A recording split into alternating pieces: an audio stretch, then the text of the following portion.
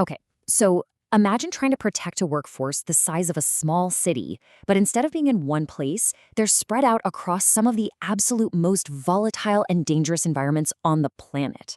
I mean, that is the daily reality for the United Nations Department of Safety and Security, or UNDSS.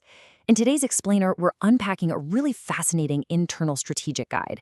It's essentially a 50-point playbook written specifically for the Assistant Secretary General for Safety and Security.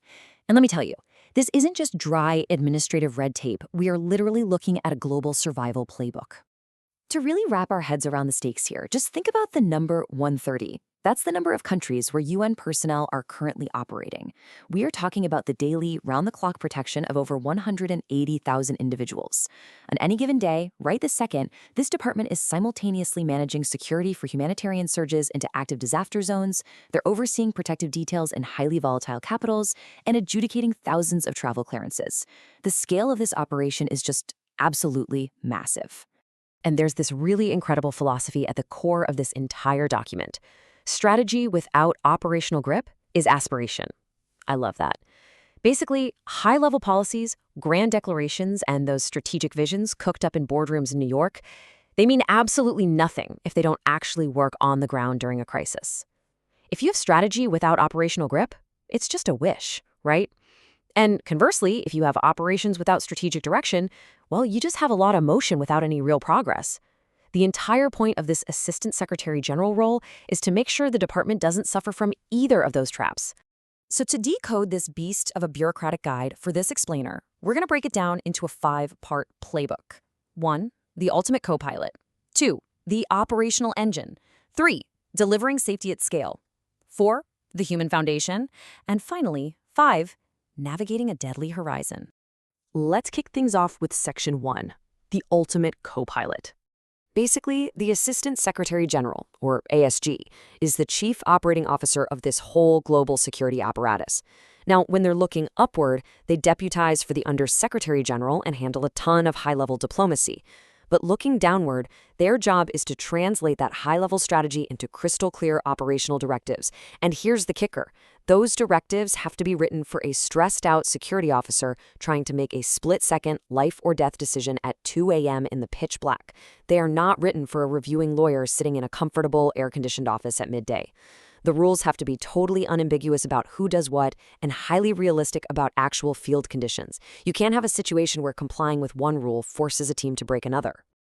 To actually make this work, the ASG has to set up incredibly strict decision-making protocols. Because when decision rights are ambiguous, you get 2 terrible outcomes. First, you get paralysis, where urgent, critical matters just queue up because no one is totally sure who has the authority to make the call. Or even worse, you get improvisation, where life and death matters are just decided by whoever happens to be nearest to the radio. By maintaining extremely clear delegations of authority, the ASG completely avoids those reckless shortcuts, while ensuring the whole massive system just keeps moving forward. Moving right along to Section 2, the operational engine. Look, strategy is literally nothing without the daily machinery to actually execute it. The ASG is completely responsible for the daily battle rhythm, running those morning situational updates, managing deep threat analysis, and leading crisis response on a global scale. And there is a fundamental golden role to the UN's entire security posture. Headquarters exist solely to serve the duty stations in the field, not the other way around. Regional structures that exist just to push paper back and forth, they only add latency, not value. Everything HQ does is measured by one thing: how quickly and reliably does it support the people who are actually facing the risks? And that brings us to the round-the-clock watchkeeping cycle. Because a global security department is quite literally never off duty. Just imagine an emergency call coming in from a super remote duty station at midnight. Boom, incident logged. By 1 a.m., a watch officer has fully triaged the incident, perfectly balancing the urgent need to wake up decision-makers without causing fatal hesitation or over-alerting the whole system. By 3 a.m., headquarters is fully humming as a machine of rapid support, activating surge personnel, establishing secure comms, and coordinating specialist capabilities. It is a continuous, never-sleeping sensory system. Which leads us to Section 3, delivering safety at scale. So how exactly do you deliver real, tangible protection to 180,000 people globally? Well, you might immediately picture hostile action, right? Gunfire, terror attacks.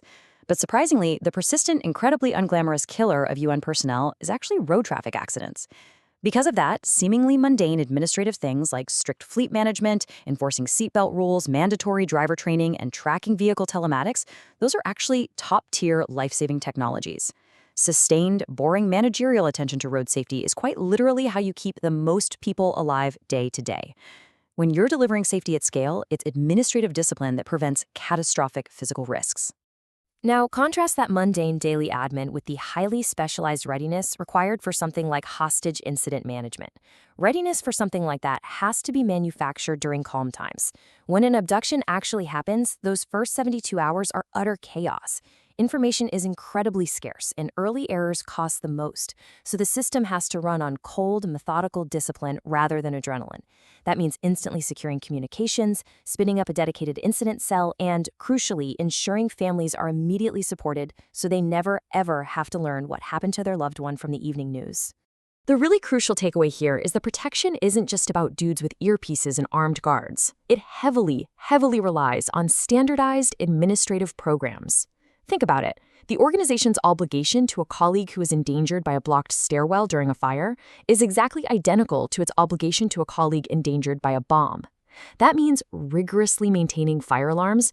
It means strictly enforcing aviation safety clearances, even when some super important VIP is impatiently waiting on the tarmac to fly. It means running a bulletproof travel clearance platform that accurately tracks who is exactly where at all times. All right, Section 4, the human foundation. Because at the end of the day, none of these massive systems actually function without the real, living, breathing people carrying that immense operational burden on their shoulders. This all revolves around a core concept called the duty of care. The UN has an absolute, unwavering obligation to its people before, during, and after their service. This means providing brutally honest risk information before they even deploy, highly competent management while they're actually in the field, and enduring long-term support if they are injured. Every single operational choice, from how fast a medical evacuation takes to the actual tone of a letter sent to a bereaved family, it all communicates to the workforce whether this so-called duty of care is actually real or just a slogan. And we absolutely have to talk about the national, locally recruited personnel. They form the vast majority of the UN workforce, and tragically, they bear by far the greatest share of casualties. Their protection plans simply must be exceptionally robust. Furthermore, the trauma that these professionals absorb daily requires standing, always-on psychosocial support. Seeking mental health assistance has to be normalized as a sign of professional strength, not weakness. Add to this the pure operational necessity of gender parity, because here is a brilliant, slightly counterintuitive insight from the field. Diverse teams quite simply perceive risks much more completely than homogeneous ones. You see more of the threat when you have more perspectives looking at it. Finally, Section 5, navigating a deadly horizon. Look, the UN is operating in a threat landscape that is evolving at warp speed. The old historical standard of just flying a light blue flag and relying on local goodwill and acceptance, that is simply no longer enough. The threat matrix today is staggering. We are seeing the deliberate, intentional targeting of personnel by armed groups. We've got climate change acting as a massive threat multiplier, driving insane extreme weather, displacing millions of populations, and inflaming fierce resource competition. Add in the fast-moving ambiguity of sudden civil unrest or a total state collapse, and you have a risk environment where flawless operations aren't just a goal, they are a life and death necessity. One of the absolute most urgent new realities is what we call cyber-physical convergence. Adversaries out there no longer divide the world neatly into physical and digital, and so neither can the UN. A sophisticated online disinformation campaign or a targeted leak of personnel data on social media can instantly, literally within hours, manifest as a violent mob at a compound gate. Acceptance is exactly what information operations attack. That means good conduct on the ground alone no longer guarantees good perception. Digital hygiene and actively monitoring online hate speech are now fundamental physical security practices. Ultimately, this entire guide gathers all these systems, all these protocols, and all these modern threats into a single personal compact for the Assistant Secretary General. And it's summed up as operational excellence with humanity. Excellence because in this specific department, mediocrity is literally measured in casualties. And humanity, because a leadership that forgets the actual faces of the protectors and the protected will inevitably optimize its way to total failure. It is entirely about balancing ruthless, cold competence with an incredibly unwavering commitment to the real people on the ground. Which really leaves us with a final, pretty provocative thought to chew on. When a global security apparatus of this massive, mind-boggling scale works absolutely perfectly, what exactly do you see? The answer is nothing. Flawless security is entirely invisible. You only see vital humanitarian mandates being delivered in insanely dangerous places and colleagues returning home safely to have dinner with their families. It really makes you look around and wonder about the invisible systems working right now, behind the scenes to keep your own world turning. Thanks so much for joining me for this explainer, and I'll catch you in the next one.